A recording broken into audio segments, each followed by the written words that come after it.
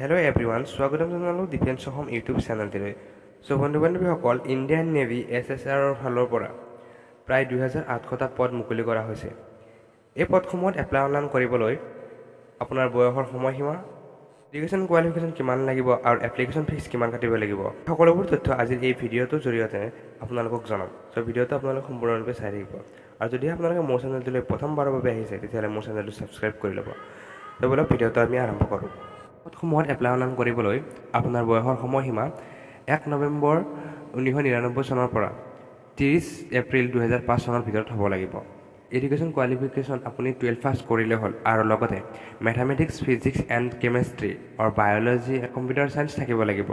তেতিয়াই আপোনালোকে এই পদসমূহত এপ্লাই অনলাইন কৰিবলৈ পাৰিব। 15 জুলাইৰ পৰা 22 জুলাইলৈ আপোনালোকে এপ্লাই অনলাইন কৰিবলৈ পাৰিব। বন্ধু আজি এইটোৱে আছিল সৰু সুৰা ভিডিঅ'। নেক্সট ভিডিঅ' আপোনালোকক ইয়াৰ চিলেকশ্যন প্ৰচেছৰ বিষয়ে দিবলৈ চেষ্টা কৰিম।